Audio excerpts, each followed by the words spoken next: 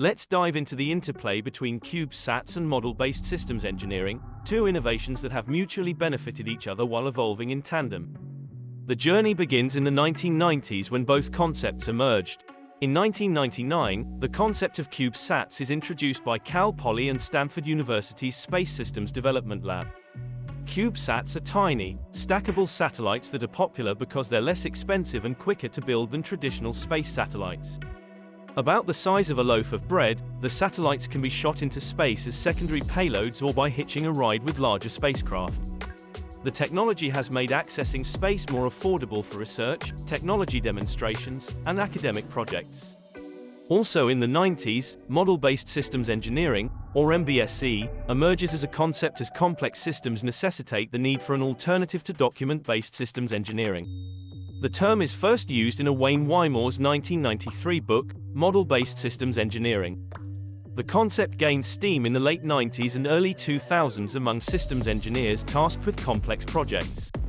In the mid-2000s, experimentations with both technologies take off.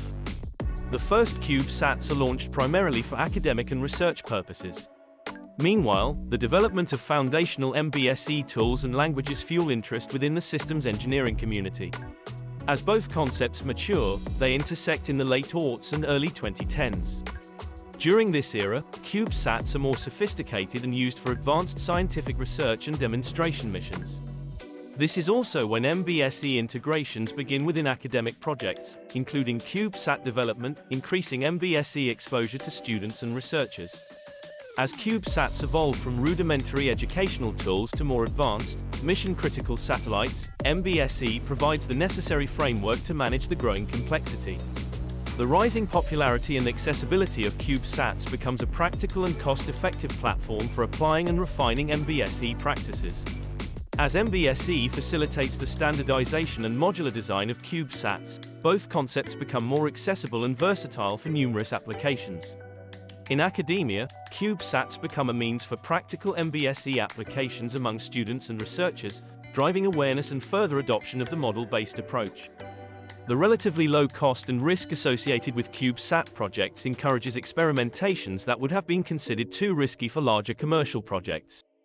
In turn, MBSE streamlines the integration of advanced technologies into CubeSats, boosting their capabilities. Today, MBSE is a standard practice in large-scale aerospace and defense projects and smaller satellites missions like CubeSats. As CubeSats undertake increasingly ambitious missions, including interplanetary exploration, MBSE drives design and process improvements.